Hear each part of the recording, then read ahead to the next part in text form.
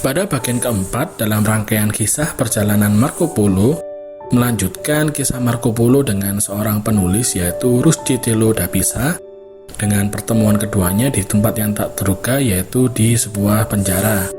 Kita akan membahasnya lebih lanjut pada video kali ini. Oh ya, untuk yang belum lihat part sebelumnya bisa dicek terlebih dahulu ya. Setelah pertemuan keduanya, Marco Polo dan Rustichello akhirnya membuat kemitraan yang ideal bagi kedua belah pihak, yaitu sosok Marco Polo yang suka bercerita dan Rustichello yang merupakan penulis cerita legendaris. Lalu kedua orang ini bergabung untuk menghasilkan sesuatu yang akan menjadi salah satu karya paling terkenal di Eropa, yaitu buku perjalanan Marco Polo, The Travels of Marco Polo, yang aslinya dinamakan Il Million, sesuai dengan julukan yang dimiliki oleh Marco Polo. Buku ini memberi gambaran kepada bangsa Eropa tentang adat istiadat dan keseharian masyarakat dunia timur yang kala itu merupakan suatu misteri bagi mereka, termasuk tentang kekayaan dan keluasan wilayah kedaulatan bangsa Mongol dan Tiongkok pada zaman dinasti Yuan dengan Kubilai Khan sebagai kaisar pertamanya. Tiongkok untuk pertama kalinya dalam sejarahnya yang panjang sepenuhnya ditaklukkan oleh penakluk asing dan menjadi bagian dari entitas politik yang lebih besar, yaitu Kekaisaran Mongol yang luas. Dan dengan demikian, buku perjalanan Marco Polo, The Travels of Marco Polo, menjadi sumber informasi yang komprehensif bagi bangsa Eropa seputar Tiongkok, Persia, India, Jepang, dan juga Nusantara, serta berbagai kota dan negeri lainnya di Asia.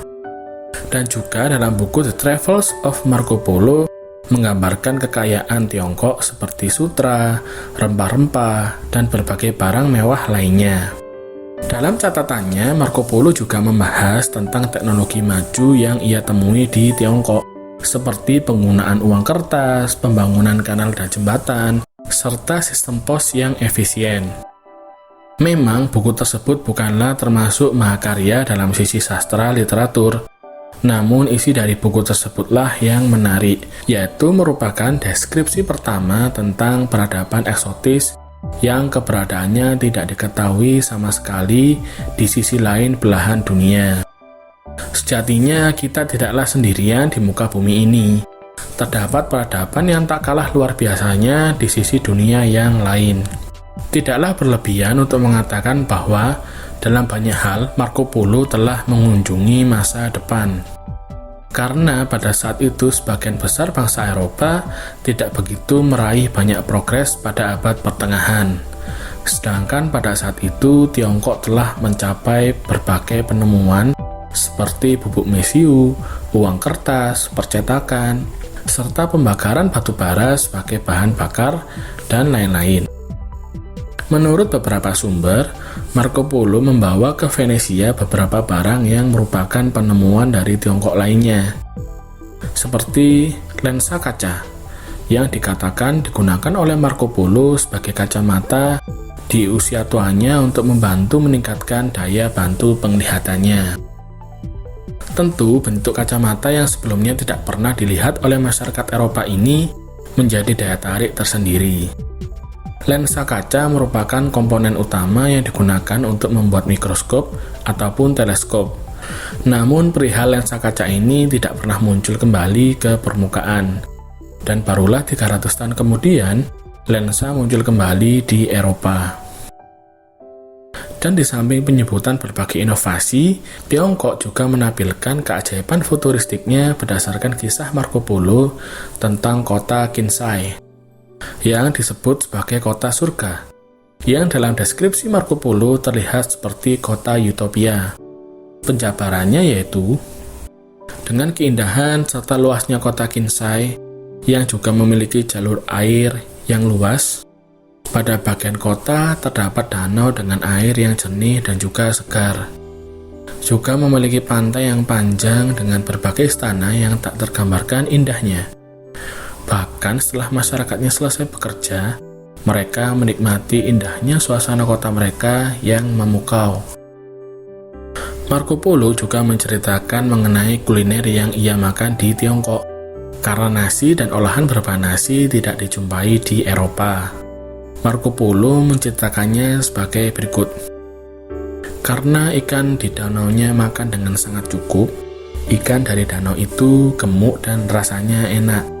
Ketika Anda melihat semua jenis ikan yang berbeda dipajang di jalan-jalan, Anda bertanya-tanya, bagaimana mereka semua akan dijual?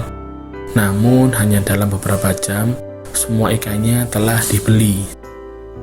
Karena begitu banyak warga yang terbiasa dengan masakan yang tertinggi kualitasnya, mereka terbiasa makan ikan dan daging secara bersamaan. Tidak heran jika begitu sedikit orang yang mempercayai kisah yang diceritakan oleh Marco Polo ini. Beberapa mungkin hanya menganggapnya sebagai kisah fantasi saja. Namun yang mengejutkan adalah kota Kinsai yang dikisahkan oleh Marco Polo telah diidentifikasi sebagai kota Hangzhou saat ini, dan deskripsinya tampaknya benar, terlepas dari beberapa hal kecil yang dibesar-besarkan, misalnya garis tepi danau yang tak sepanjang yang dikisahkan oleh Marco Polo, yaitu panjangnya hanya sepertiganya saja. Kisah Marco Polo tentang kota Kinsai pun dikonfirmasi oleh sejarawan kontemporer asal Persia yaitu Vasaf, serta perkataan seorang biarawan Fransiskan yang berkelana yang bernama Odoric dari Pordenone, yang melewati kota Kinsai sekitar 40 tahun kemudian dan juga mengklaim bahwa Kinsai adalah kota terbesar di seluruh dunia dan kota yang paling menakjubkan. Tidak dapat disangkal bahwa versi tertulis dari kisah perjalanan Marco Polo yang dituliskan oleh Rustichello berisi pernyataan yang dilebih-lebihkan atau bahkan mengandung ketidakbenaran. Bagaimanapun, berdasarkan profesinya, Rustichello adalah sosok seorang penulis romansa.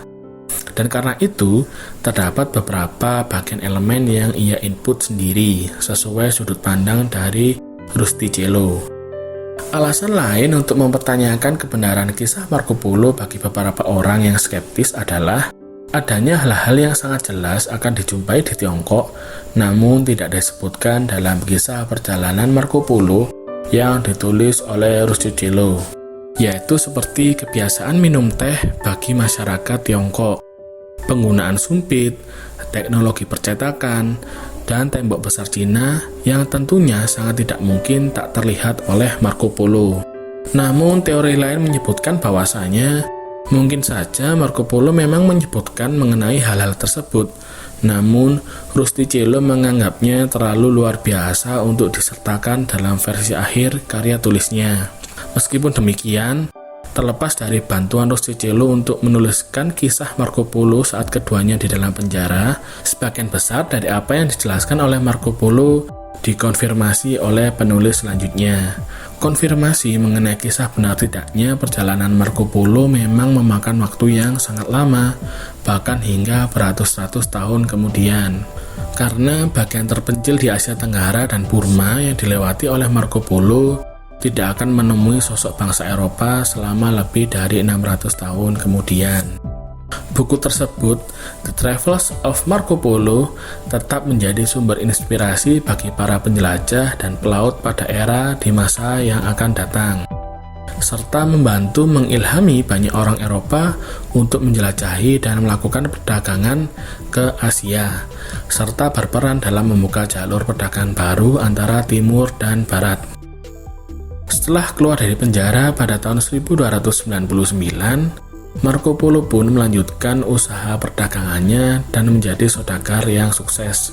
Hingga akhirnya ia menikah dengan anak dari sesama saudagar, serta kemudian memiliki 3 orang anak perempuan.